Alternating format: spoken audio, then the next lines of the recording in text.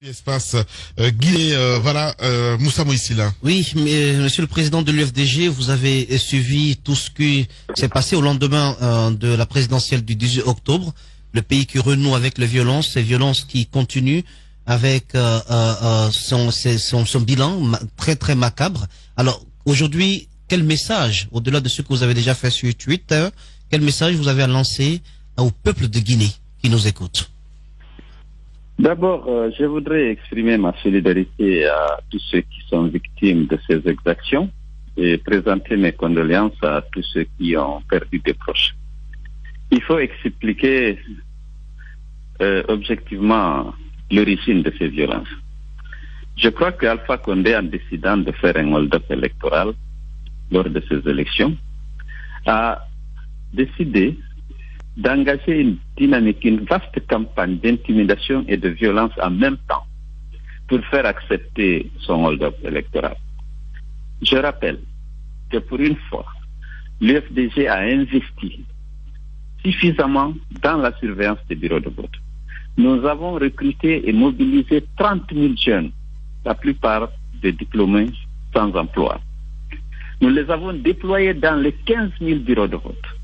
Nous les avons formés et équipés de tablettes pour leur permettre de capturer dès après l'établissement des PV, les copies, l'original même du PV, pour nous l'envoyer à un centre de traitement et de compilation.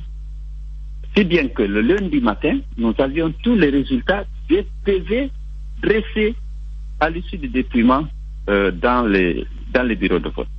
Ce qui nous a permis de dégager les résultats pour chaque candidat. Bien entendu, personne ne savait qu'on pouvait disposer d'un tel système, parce que là, on a vraiment investi là-dessus. Et lorsqu'on a exposé au G5 les ambassadeurs des États-Unis, et puis comment on a fait avec le système, ils étaient dit que si la CENI était équipée comme nous, on aurait eu les résultats en temps réel. Bon, ceci a dégagé les résultats qu'on a publiés. Ces PV existent. Nous avons donc jusqu'à présent les captures de ces PV. Donc, mais en même temps, Alpha Condé se rendant compte qu'il perdait, il a demandé de fabriquer d'autres PV permettant justement de le déclarer vainqueur. C'est ainsi que les préfets, les sous-préfets, les ministres qui étaient déployés dans les préfectures se sont mis à l'œuvre. On a fabriqué des PV, la fraude a eu lieu pendant la centralisation, c'est-à-dire le lendemain même du scrutin. Lorsque les gens disent que le scrutin s'est bien passé, ils n'ont pas tort. Dans le vote, il n'y a pas eu de problème nulle part. Jusqu'au moment où on a dressé les PV. Dans les fiefs traditionnels d'Alpha Condé, vous savez, où il était contesté depuis 5 ou 6 mois, la participation a été faite comme à Séguri, 45%, 43 ou 45%, je n'ai pas le chiffre. Mais ils ont multiplié par 2 cette participation en fabriquant de nouveaux PV pour dire maintenant que tout le monde avait voté dans chaque bureau de vote. Au point qu'à Farana, ils ont donné 101% du truc. Mais nous, on a les PV dressés à l'issue du dépouillement, immédiatement après, vers 20h, 22h, lorsque le dépouillement est terminé. Donc, il a décidé, pour faire son hold-up, de déclencher cette violence dès lundi. Et on a commencé à tirer sur les jeunes. 4 personnes ont été abattues dès le lundi après que j'ai annoncé mes résultats. Qui ne s'impose pas à quelqu'un, mais que moi j'ai résultats et qui permettait de dire que j'étais effectivement élu au premier tour. On ne peut pas nous reproduire que ça c'est illégal, puisque le PV est affiché au lieu où il y a eu le bureau de vote. Il est dans le domaine du public. Normalement, la presse et toute personne qui en a besoin a accès. L'essentiel, c'est de ne pas déclarer du faux, parce qu'en ce moment, on peut te poursuivre. Mais dès que le document est devenu public, affiché, et que toi, tu as des délégués de représentants, tu peux faire tes calculs et déclarer tes résultats, mais ces résultats ne s'imposent pas à quelqu'un. C'est vrai, Monsieur le Président, mais en anticipant, Monsieur le Président, en anticipant votre victoire avant que les organes légaux ne le fassent, est-ce que ça n'a pas donné lieu à une défense acharnée de cette victoire par vos militants, d'où bien entendu ce débordement auquel nous assistons? Attendez, défense. Oui, vous parlez de défense. Il y a eu des scènes de réjouissance. Mais on est venu massacrer. Est-ce qu'on a le droit de venir massacrer les gens qui se réjouissent? On pourrait peut-être, la fête n'est pas interdite de fêter. Moi, j'ai dit que voilà les résultats, que les gens se réjouissent. Bon, même les résultats de la CENI sont provisoires. Normalement, on ne devait peut-être pas alors se réjouir et se féliciter, comme l'a fait le RPC, puisqu'on dit bien un résultat alors provisoire. Mais pourquoi on ne les a pas matraqués? C'est vrai que la CENI est compétente pour déclarer les résultats provisoires. Mais la répression aveugle qui s'est abattue pour les jeunes qui sont en train de se réjouir là, au niveau de l'axe, on n'a pas droit ôter la vie des citoyens pour ça, parce qu'ils se réjouissaient. À la limite, on peut les arrêter, les déférer si on considère que c'est un délit. Mais ici, la moindre des choses, c'est l'arme qu'on utilise. J'ai entendu un de vos collègues là-bas tout à l'heure déplorer ça et que le pays est en train de tomber si bas. Parce qu'aujourd'hui, on a banalisé la mort des citoyens ici. Imaginez depuis que l'arrivée d'Alpha Condé, dans les manifestations seulement, 230 morts. 230 morts que vous avez vécu avec nous, les manifestants. Jamais d'enquête, jamais de sanctions, et on continue à chaque fois qu'on veut défendre la violation de la loi, la violation des règles, et les gens qui protestent contre ça, on les... Justement, Koto. Alors, à vous entendre ce matin, et puis on a vu aussi à votre sortie sur Twitter, entre autres, où vous demandez à ne pas confondre le combat, parce que vous parlez... le combat politique, qui n'a rien à voir avec... du combat. Exactement. Oui. Oui, mais vous savez, Alpha, c'est Alpha qui veut toujours ethniciser les conflits. Et ensuite, on dit que c'est celui qui est notre stratégie communautariste. Qui sont ces victimes de l'ethnicisation? C'est les gens, généralement les militants de l'UFDG. Quelqu'un d'entre vous, on va détruire les boutiques, on va s'attaquer à des gens. J'ai un ami malinqué depuis l'université. Il me dit, mais il faut dire à des gens de ne pas s'attaquer aux malinqués. J'ai dit, mais mon cher, combien de malinqués, de familles malinquées vivent isolément à Ratoma? Jamais. Vous avez entendu qu'on a tué un malinqué là-bas? Qu'on s'est attaqué à une concession? Moi, les consignes sont strictes. On ne doit pas s'attaquer à quelqu'un à cause de son appartenance ethnique ou même politique. Est-ce que dans tous ces meurtres-là, les 230, puisque le théâtre de ces opérations, c'est toujours Ratoma, vous avez entendu qu'on s'est attaqué à une famille malinquée? Et ils sont nombreuses qui vivent là-bas isolément, ou à un enfant malinqué, ou bien vous avez retrouvé parmi les victimes un ressortissant de cette communauté? Non, on ne réagit pas comme ça au niveau de l'UFDG. Au contraire, on défend, on essaie de former les gens pour qu'on ne tribalise pas le débat comme le veut Alpha Condé. Et c'est pourquoi j'ai lancé un appel à la population de faire preuve d'une extrême vigilance pour éviter de tomber dans le piège d'Alpha Condé. Parce que depuis 2010, c'est la même chose, lui. Mais il est derrière, il pousse. Oui, même en privé, qu'il a tendance à dire, ouais, c'est le peuple, même lorsqu'il se réunit, les officiers supérieurs. Si vous laissez le peuple prendre le pouvoir, c'est tant pis pour vous, c'est tout. C'est lui qui tient ce discours. Comment alors vous vivez? Oui. Lorsque les gens, les familles malinquées compatissent à la douleur lorsqu'on tue les enfants de leurs voisins, de leur papa, on ne s'attaque jamais à eux. Alors, comment vous vivez le siège, ce blocage devant votre domicile? Hier, vous avez tenté de conférer avec la presse, mais en vain. Au-delà de tout, comment ça se passe à l'intérieur de ce domicile privé qui est devenu tout de même une prison?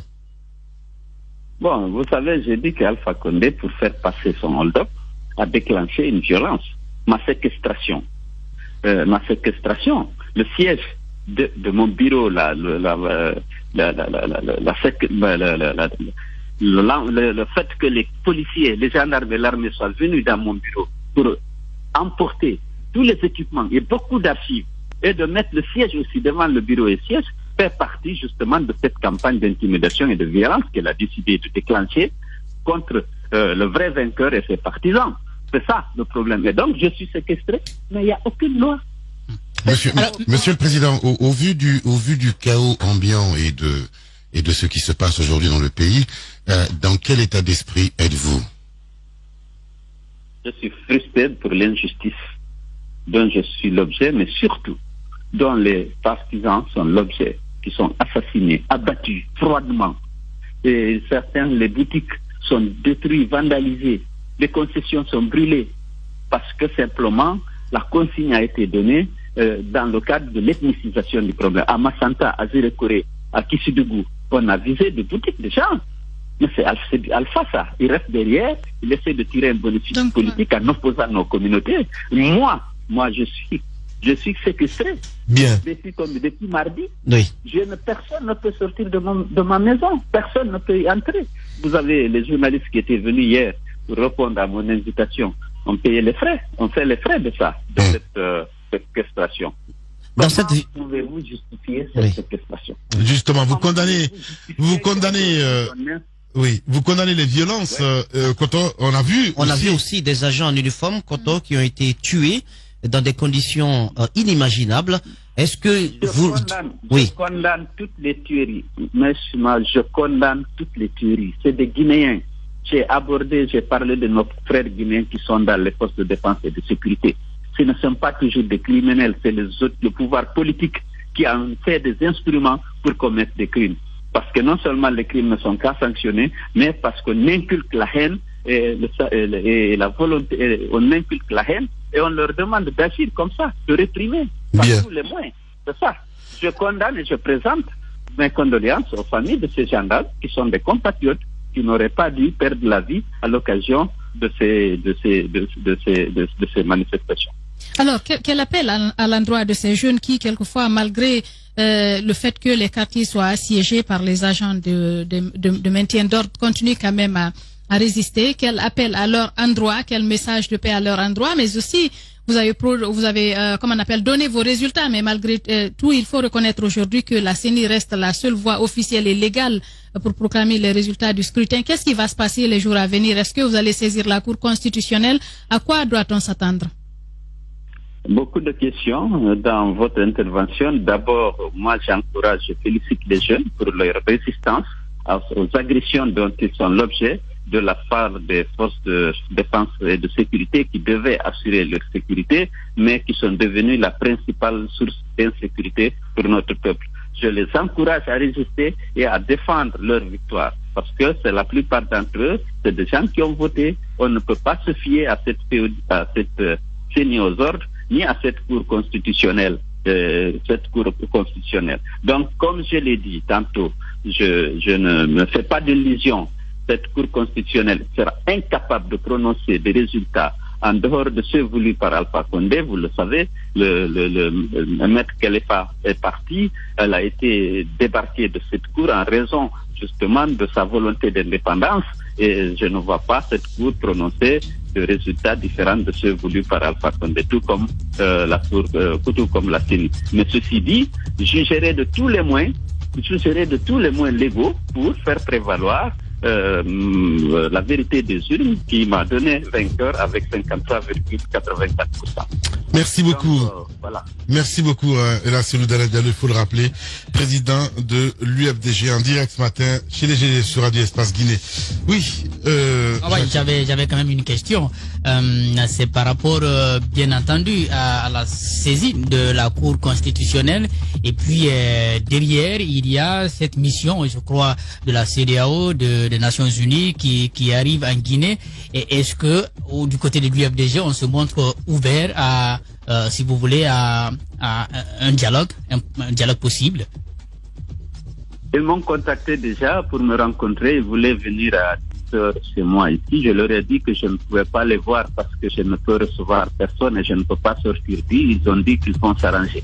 Alors je leur ai dit que je suis disposé à les recevoir, mais à mon bureau. Bien que je ne leur fasse pas confiance, ils ont toujours joué le jeu de Alpha Condé, mais s'ils demandent à me rencontrer, je suis prêt à les rencontrer, mais à mon bureau comme d'habitude. Oui, Monsieur le Président de la République, Alpha Condé a appelé au dialogue et vous a donc visiblement appelé au dialogue. Est-ce que, par hasard, vous seriez ouvert? Je n'ai pas entendu son appel. Et il l'a fait. Le dialogue ne se comporte pas comme il le fait. Aller tuer les jeunes, faire assassiner les enfants, séquestrer son adversaire, vandaliser ses bureaux et son siège. Quelqu'un qui veut au dialogue ne peut pas se comporter comme il le fait. Merci beaucoup, en tout cas.